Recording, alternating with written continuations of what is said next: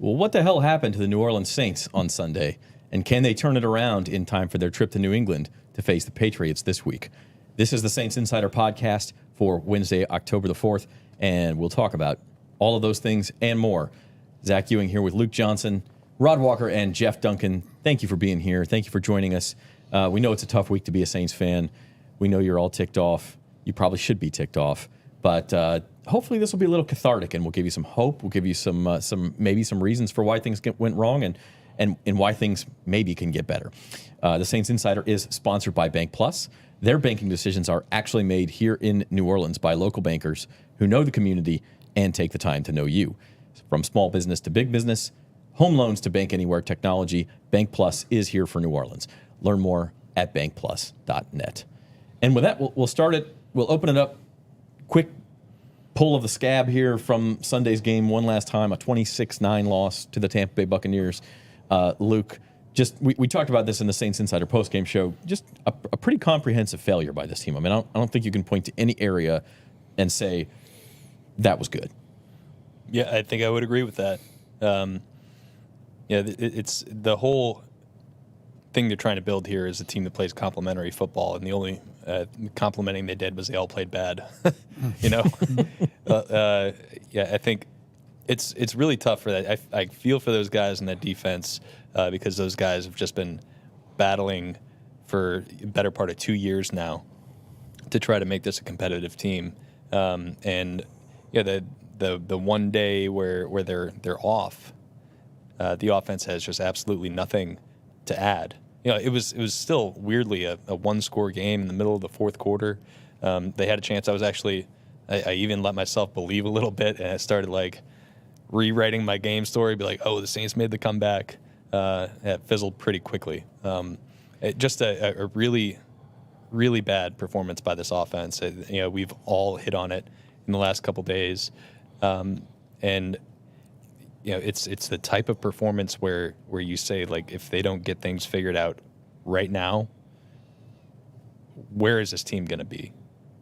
Because they're looking a lot like the teams from the last 2 years, where they're just wasting a good defense, and a defense that's not going to be able to hold up every single Sunday, as we saw this past week. As we go forward, we'll talk about some of those defensive failures too, and obviously a lot of the offense. I just got an alert that the NFL has named Conference Players of the Week. The Saints, in fact, did not have any selections this week. I don't know if that surprises anyone, but thanks for letting me know. Yeah, no, we won't have to write any stories about that. Go ahead. Yeah, not a surprise at all. But I think it's just not only this past game, but if you go back to the quarter before against Green Bay, I mean, that's 5 really bad quarters of football that this team has strung together, and the time is now. And I think that's kind of what everybody's been saying in the locker room, since that loss. And if they don't get it fixed, I mean, this thing could go downhill pretty fast, I think. So these next few weeks are very important for this team.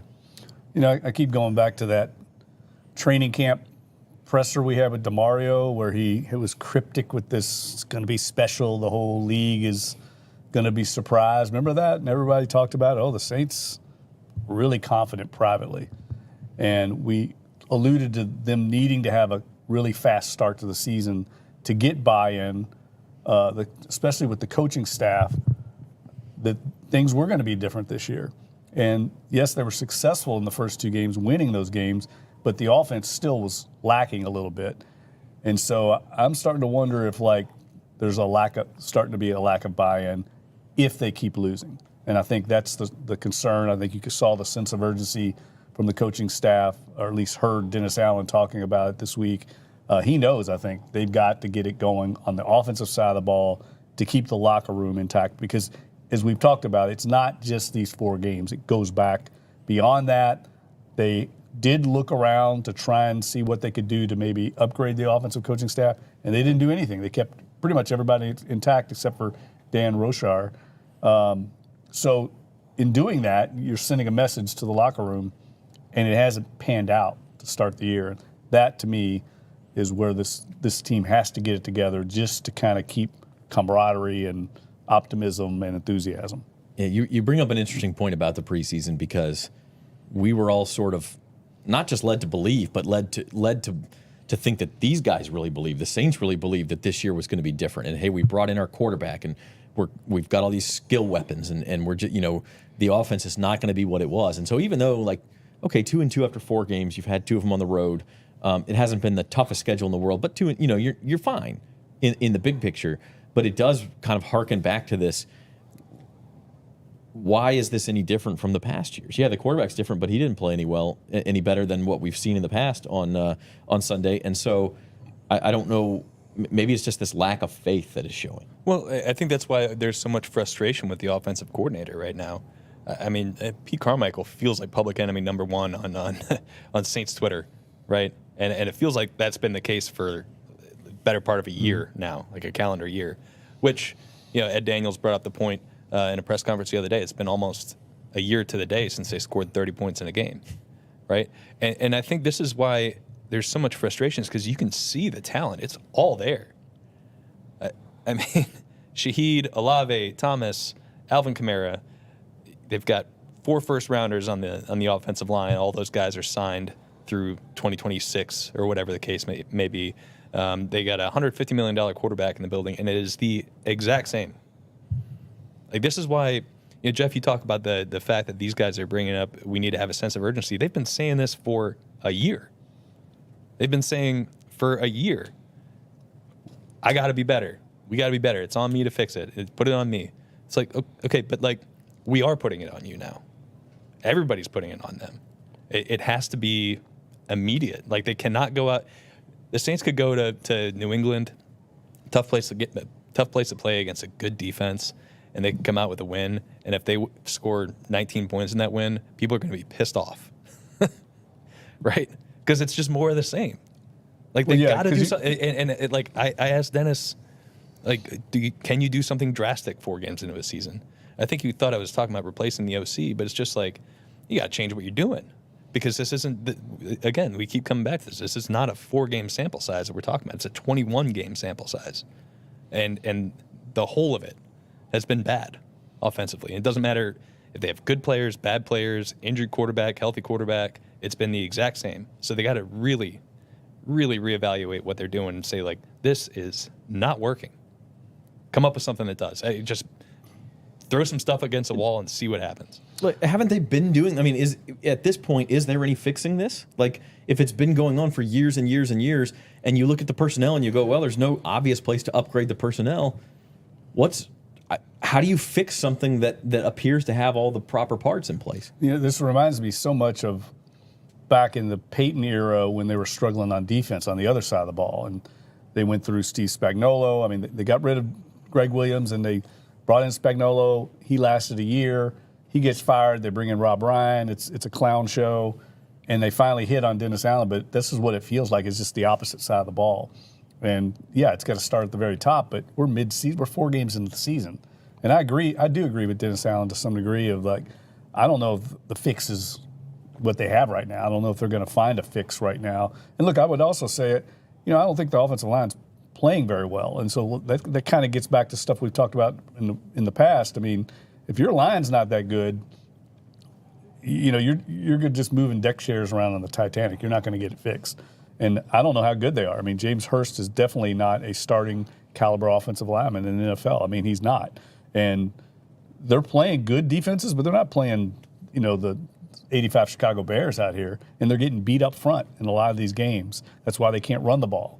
They just haven't run the ball effectively. It all starts with the line. So, yes, Pete Carmichael needs to get better. They need to be more creative. They probably need to make a change at some point. But in the interim, they got to start playing better, and that includes the line and the quarterback. So it's really not just one thing. It's a bunch of things, and that's why I think Dennis Allen said what he said the other day. Like, just changing out the coordinator to appease the fans isn't going to probably fix it in the long haul. But the counter I would make to that is we just saw, I think it was the Texans.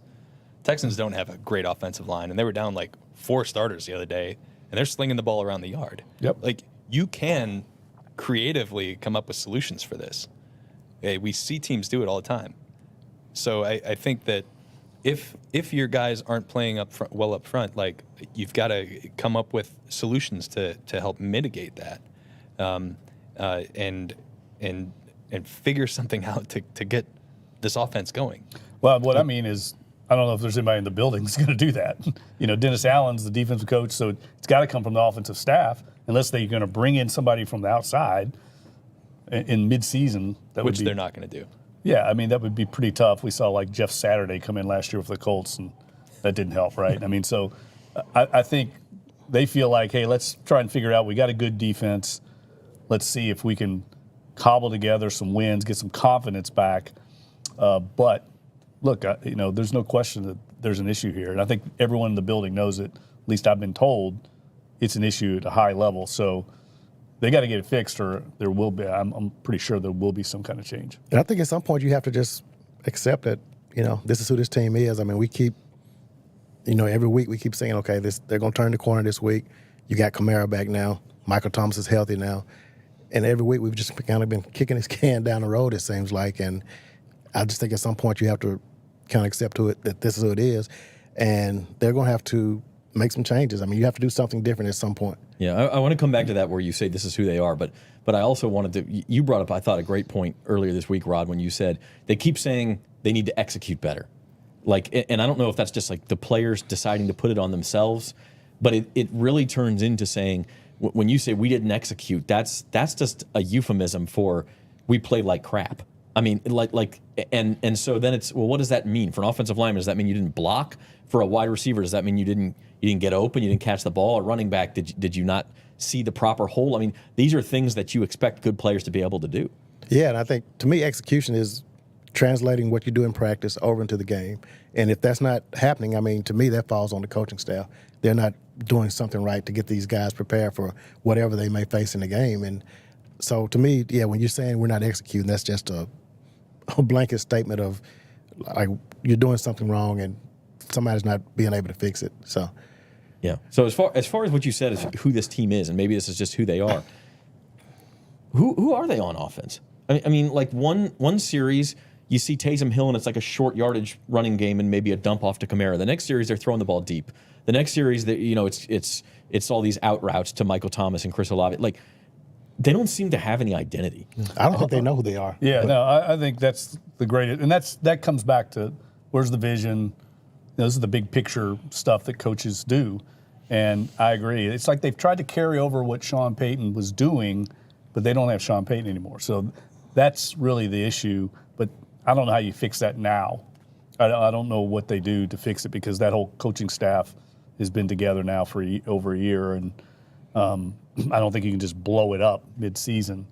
But they need to figure out what they can do well and just start to form an identity over maybe simplifying some things, because they are, there's a bunch of personnel groupings. This was the hallmark of Sean Payton's offense for years, throwing these personnel groupings in and out, and they were masters at it. They're not masters at it anymore, so maybe they need to just reduce things and just get good at a few things, because we've talked about it. This defense, special teams are good.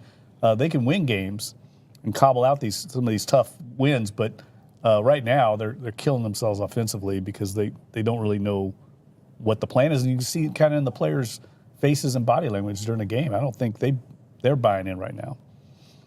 Yeah, and part of that could be this team has so many weapons that they don't know what to do with all of them. I mean, it's just, you got Rashid, so you can do some things with him, and you got Michael Thomas. And I just think it's like so much stuff that they can do, and they haven't figured out what they're really, really good at. And maybe you feel the need to feed all of those mouths, right? That's another thing. Is like, Olave had one catch the other day, and he was kind of ticked off about it after the game. Michael Thomas was ticked off after the game. You tried to force feed Kamara. It was his first game back, and he got a whole bunch of touches.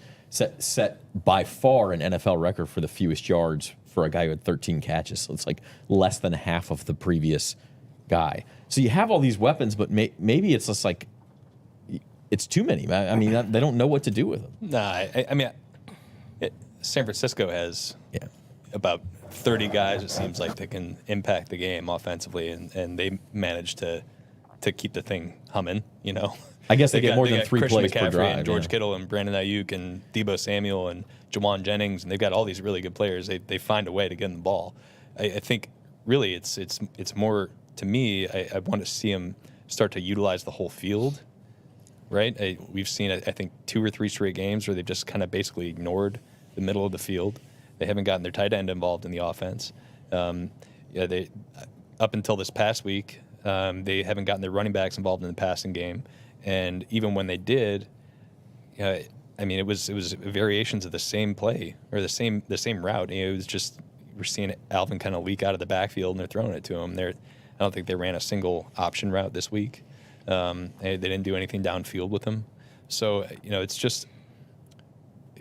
I don't think it's a matter of them having too many players, too many mouths to feed. I think it's a matter of taking advantage of the entire field and finding who's open rather than trying to force feed somebody. And Derek Carr even said at the beginning of the year, there's going to be some games where Olave goes for 110 yards and Mike doesn't get a ball, and there's going to be other weeks where Mike's getting 10 catches and Rashid's not involved or whatever the case may be. I just think they've got to have a better sense of how to use these guys. I think that's all it boils down to. The other factor here with the offense is Derek. He played last week. As we're recording this, it's like Wednesday lunchtime. We haven't gotten a practice report yet. We haven't been out to practice yet. Assume if he played last week, he's going to play again this week. Physically, was he okay? I mean, he missed some throws. He also made a couple of throws. He made a 50 yards in the air throw to Olave that fell just barely incomplete, got broken up in the end zone. So physically, it looked like he could make the throws, but the consistency wasn't there. Maybe there was a mental portion of this of him trying to protect himself, but it was clearly one of his worst games. Yeah, less than a yard per attempt air yards, right? Or per completion. 0.4 air yards per completion. Yeah. Which is the lowest in the NFL and since week 6 of last year. And they said, and you could see the 60-yard bomb to Olave, and you could see some throws downfield where it looked like he had the normal zip on the ball. But then you see the chart, and 13 of his 26 completions or 14 of his 26 completions came at or behind the line of scrimmage. So you wonder, maybe he wasn't ready to play, and maybe they had to change the game plan when they found out on Saturday that Derek was going to be playing, to be like, okay, we're going to be going with a short rhythm passing offense and try to get the ball to guys and let them run. I don't know if that's the case. You wonder why he was even out there. If he was going to be limited to doing those sorts of passes, why was he on the field? I don't know. It's something we haven't really gotten a clear answer to. Yeah, I think it's always hard to try to decipher a passing attack. It's just hard to know what the intended receiver was, who the number one option was. All these completions that ended up short, was that by design, or was that just Carr dumping it off because he didn't feel comfortable throwing it downfield, or he didn't see guys downfield? There's so many myriad reasons. It's hard to really make a true judgment. But I watched the game again this morning, and he didn't even try a lot of times. I mean, he didn't try to get the ball down the field. So it was almost like he was choosing to do this. And I just didn't think he played well. I don't think, after watching it again, I think he played worse than I thought when I watched it live. So he's got to play better. I mean, that's the column I wrote this week. I think they're counting on him. I mean, we heard all offseason that this was going to make Pete Carmichael a better play caller by having a quarterback that can get to the line of scrimmage and change into the right play and get them out of the bad plays. And I just haven't seen any of that so far yet. And I don't want to overreact to one game. It could have just been one awful game. Tampa played very well, but it has been more than that. And as we've noted, each week it feels like the offense has gotten worse, not better, which should be, that's illogical. It should be getting better the more they play together. And instead, they get Alvin Kamara back, right? That was going to be the savior, and it's actually getting worse. So that's why I think fans are so apoplectic right now. Is they keep getting promises that things are going to get better, that we're working hard, we're going to fix it, and the results just aren't there. Yeah. You're watching the Saints Insider Podcast. It's Wednesday, October the 4th. We're brought to you by Bank Plus. Thank you for joining us. Hit the like button on YouTube. Subscribe for us. 5-star reviews on podcasts, or whatever you think we deserve is fine. We think we're a 5-star crew, but that's just us. Real quick hit on the defense before we kind of pull this back and take big picture, guys. The defense, which has been so good, and we talk about the streak of not allowing 20 points, and we talk about all the stars that they have. 489 yards they've allowed over the last 5 quarters. the last quarter of the Green Bay game, and then 353 yards, I think it was, against Tampa Bay. And that's cherry picking. Like they were really good for the first 11 quarters, so let's be fair. But is this a sign of a defense that's just kind of cracking under pressure because they know they have to be almost perfect? Is this just a bad game? I mean, because even before that, Tennessee had some deep shots they just missed where they could have hit them. Carolina was a mess, but even Carolina, when they got in the 2-minute offense at the end of the game, went down and scored a quick touchdown. Saints had to get an onside kick. So it's not like their defense is down, I think, to 11th in the NFL now in yardage. And so this maybe is not the elite unit we thought it was either. I don't know. I still feel really good about the defense. Yeah, I think there are going to be games like that in the NFL in 2023. They, I think, would have had a much better day if they could have figured out what they were doing on third down, right? They let Baker Mayfield scramble a couple times on third down. They had a big pass interference penalty on third down. They had missed tackles on third down. The biggest play of the game is 3rd and 7 midfield. If they can get a stop, they're in pretty good position, and they just kind of let Chris Godwin leak, and he catches it and goes for 42 yards. He's at that point, Mike Evans out of the game. He's the one guy you can't let hurt you, right? And he just was uncovered. It was wide open. So I think the point is that I'm still really, really confident in the players they have. I think one blip in the radar out of a 4-game schedule does not make me think they're in decline. They're going to start getting some of these players back they're missing, and they're not going to have to rely on having a 4th-string safety out there. So I just think that I still think that this is a really, really good defense, and I think we'll see them bounce back this weekend against New England. I thought like one of the turning points of the game, the defense comes up with a big interception. Mm-hmm. Very next play, the Saints could just run the ball out and go to halftime down, I don't know, 7-3 at this point. And Adam Prentice fumbles, and it just turns everything around. And the defense had basically done their part. And then all of a sudden you give the other team the ball at the, inside the 5-yard line. So, I'm not down on the defense yet. I think they're pretty much, holding up on their own. And the offense just put them in a really bad position, and it really just flipped that whole game. I will say, I'm glad you brought that up as an aside. That is a very curious coaching decision to me. When was the last time Adam Prentice touched the ball? Last season. That was his 8th career carry, which is just it's to give him the ball on the 1-yard line. Yeah, in that situation, it's just look, I don't want to just sit here and just rag on the coaching staff and the coaching decisions the whole time, but there's that stuff like that is just why, there's 20 other guys in this offense who touch the ball regularly, That's not second guessing. That's like you would say, well, why would you do that beforehand? Well, yeah, exactly. It's the guy had 7 career carries before that. He'd already dropped the ball in the game that would have gone for probably 15 or 20 yards on third down. Mm-hmm. It's just, and it's not even a knock against Adam Prentice. They just shouldn't have put him in that situation. Yeah, we've talked about this in the days since the game. I mean, the Saints have used that fullback run a lot with some success. But it's just in that specific situation. You're talking about a huge clutch moment of the game. You can't be giving the ball to somebody who never touches the ball, even if you don't want to do a long handoff to the backfield and have them hopefully get past the line of scrimmage. It's just you've got a 230-pound quarterback who runs the ball all the time. Let him run the ball.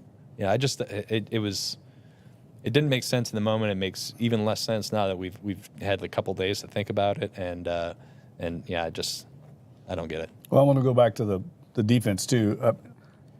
They had 2 of their better players have just their worst games of the year, Pete Werner and Marshawn Lattimore. And when Lattimore has a bad game, it really has a domino effect on the rest of the defense. And I don't think we can let him off the hook. I mean, he did not play well. It wasn't just Mike Evans. I mean, he was giving up big plays to Tompkins, guys I've even heard of. Yeah. So he's got to play better. I mean, this is the Marshawn Lattimore that we thought we were past last season, the kind of lack of focus some games where he just doesn't show up. Mike Evans can do that to people, but I just felt like that was a big part of the game because he's one of the guys that was letting some of these big third down plays happen. And he's a shutdown guy. He's got to play that way. I didn't think DeMario played a great game either. He didn't have a lot of opportunities. And their pass rush was not as bad as I thought when I watched it again. They actually caught some pressure, but Baker Mayfield's kind of Houdini back there sometimes. And he's done this now all year. I thought he was getting lucky. At some point, I got to give him credit. I mean, he made some big plays scrambling around, but that is the kryptonite for this defense is quarterbacks that can buy time. Because of the way the Saints play defense, they spend a lot of time in man-to-man, and eventually somebody breaks free, and he was able to find him at the last second. I mean, he played well, so I have to give him a little credit. But this week they get Mac Jones, who's much more of a statue back there. And when the Saints play quarterbacks that aren't very mobile, they usually have a lot of success. Yeah, so they get Marcus May back after one more week. He's got one more week to serve on his suspension. Again, we don't have the first injury report yet. I think they're hoping to get Paulson Adebo back this week. We'll hear about Lonnie Johnson, who left. I mean, it is a banged-up secondary. That's another factor here. Yeah, but I think the guys they've had in there have played pretty well. Mm-hmm. Lonnie Johnson came pretty close to having what I thought would have been a pick six, but even having you could see the recognition, and he broke on it really well. It's like that's your third string safety. You feel pretty good about this defense. Ike Yadam's been great since Paulson Adebo's been out. He's got already a career high in passes defended, and it's 4 games into the season. So I'm not super concerned, especially going up against a team like New England, doesn't have a lot of passing weapons. I'm not super concerned about this secondary at this point. I think they'll be okay until their guys get back. But yeah, it's another thing where it's just like they're always playing on these razor thin margins, and you start worrying when guys go out. It's just and those guys are getting targeted a lot. Got them and Taylor, so they're going to end up with a lot of passes defense, and they're going to end up with a lot of getting beat too. I mean, it's going to happen because that's where people are going to go and attack, and eventually it cracks, right? I mean, eventually, I think what was it after the fumble, they went right back at him, and the guy made a big play. I think it was Trey Palmer made a big play. So the way the Saints play, man, those guys got to have short memories and be fearless, and I think for the most part, they're holding up. I mean, they put those guys on an island. There's not very many teams in the league that play as much. We're going to see a team this week that plays a lot of man the same way. And eventually you will get beat. But I've been impressed with them. I mean, you could do a lot worse than what the Saints have in their secondary. And throughout training camp, I mean, we talked about the secondary being the probably the deepest unit on this team. And I think they've pretty much held up. And despite all the injuries and the suspension and all that, I think they've sort of done their part. So yeah, it's been tested, and they've that's one area that's been pretty good. Okay, so it's a good time we talked 25 minutes about complaining and talking about what's wrong. Let's spend a couple minutes just pull back. This team's 2-2. I actually was looking, Dennis Allen, it's a small sample size. It's just 5 years of being a head coach. He's never been 2-2 before. He's always been 1-3 or 0-4, which is not amazing. Not good news. No, I'm not. Yeah, I'm not off to a good start. Yeah, but having said that, you're in a division where, okay, Tampa Bay's 3-1. I don't think any of us think Tampa Bay's going to win 11, 12 games and run away with this thing. Their schedule gets more difficult. They have the first place schedule, so they got to play all the first place teams. The Saints have these sort of next 4 games. 3 of them are on the road. They're in New England this week, then they're in Houston, come back home for the Thursday nighter against Jacksonville, and then Indianapolis. So after that, it seems like the schedule really kind of lightens up. You get the Bears at home, which maybe, now you talk about mobile quarterbacks, but it might be the easiest game on paper on the schedule. Then you get 3 straight home games shortly after that. Like, there is opportunity here to build on this, but as we've said, you can't let this snowball. You got to survive October. Yeah, and I think this is a stretch where their offense is going to have to play well, right? Because I think Houston can put points up on them. I think Jacksonville can put points up on them. And I think, Anthony Richardson seems like he's designed in a lab to really good against the Saints defense. Saints killer. Yeah. So they're going to have to figure this offense out.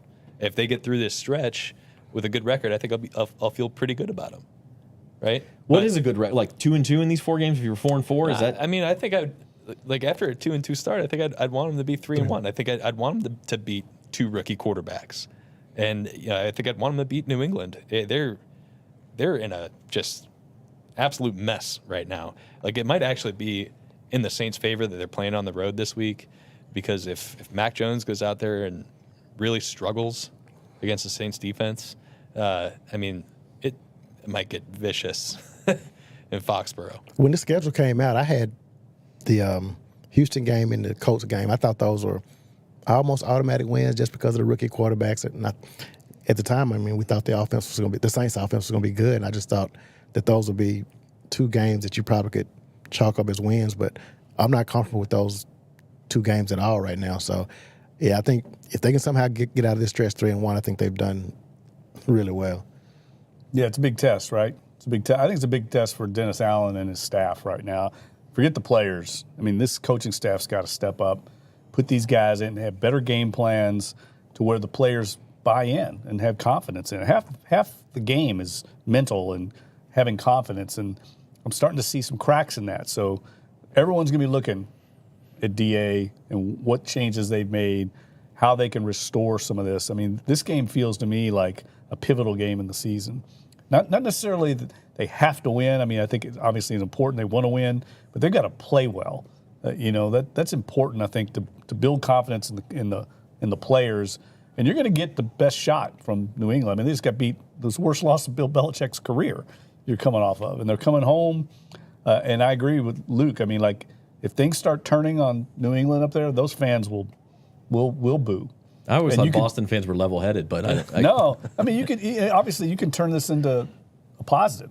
It's just like the teams know when they come into the Superdome. I mean, the fans are passionate in the Superdome, but it can also turn on the home team, and they get back on their heels when the fans start booing them. So I think this could happen if they can start fast, which has been a little bit of a problem, and kind of flip this thing on the Patriots. But I do think it's a very dangerous opponent, and let's face it, I mean, you're going against maybe the greatest coach of all time with a very good staff. And we did hear some boos in the Superdome Sunday. Yes, we did. Yeah, and that's because they're rightfully frustrated. I mean, I've seen this movie before. Yeah, there's a video floating around of a guy who took a video after every time Blake Grupe hit a field goal and just kind of showed the Superdome, everybody just sitting on their hands like, oh, another field goal, great. Nothing against Blake Grupe, but you got to get in the end zones. 4 touchdowns in 4 games, just not going to cut it, man. Yeah. I know I'm not like offering some sage wisdom here. They got to get better now. Yeah. Red zone's big issue. Red zone offense. Yep. I mean, they're last in the entire NFL. 0 for 2 again on. Now that's one of those drives only reached the 19, but still, I mean, you've got to cash some of those in. All right. So this whole prompt was about like, what are we feeling good about? And we just spent the last 5 minutes poo-pooing this team again. So, what do you guys actually feel good about? Is there any reason for optimism? Go ahead, Rod. Boy, in those there were some while I heavy think of sighs, something, man. Those are some heavy sighs. I think the optimism should come in the fact that you do know this team has weapons. And, I mean, you can maybe chalk that last game up to Derek Carr's shoulder, and this team was just trying to be as conservative as they can to keep him healthy. They've already had the sack issue, so he's getting rid of the ball quicker. So maybe last week was just, just one of those games that you can just throw away. But if not, I don't have anything good to say. Yeah, I think that's the concern I have is that the reason I thought they would win big last week is because of the way they lost to the Packers. I thought, wow, this team was really upset in the locker room. Luke and I were in there. I mean, you could tell they were very upset. They knew they were that close to being 3-0. So I thought, man, they're going to come out here like a house of fire against the Bucs.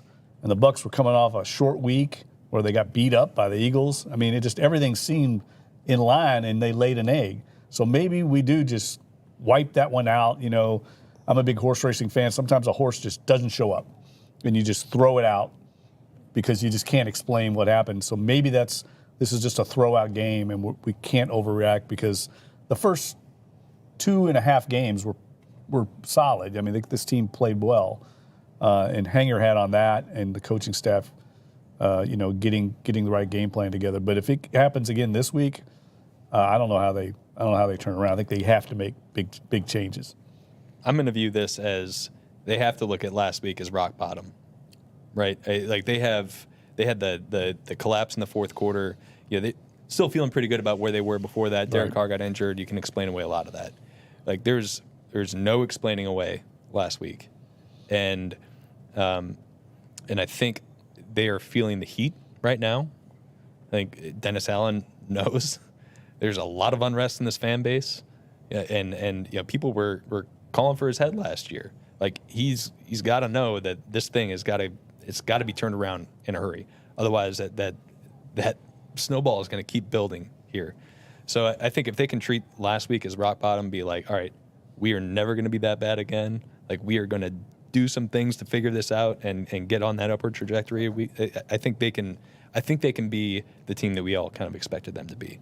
But like they've got to take a very long, hard look at themselves after last week and say, how do we make sure that never happens again? They have too many good players to let that happen again. Yeah, and they're 2-2. So you bring that up. They've got 2 aces in their pocket, right? I mean, they're not 0-4. So 2-2, if that's rock bottom, you're still right in the thick of this thing. So. And if you look at it, at the point Derek Carr left that game in Green Bay, you'd give them an A for the season to that point. I mean, they were 2-0. They weren't brilliant victories, but they were victories. And then they were beating Green Bay. They were on their way to 3-0. And everything since then has been like an F. I mean, it's just been a stark difference. But it's not supposed to be a serious injury. He is supposed to get better. I mean, so maybe you look at those first 2.5 games and feel some hope. Does anybody ever ask the horse about play calling, by the way, like afterward and say, well, why did Sure. Why did you go to the rail there? Come on. It's not Mr. Ed out there running the Derby.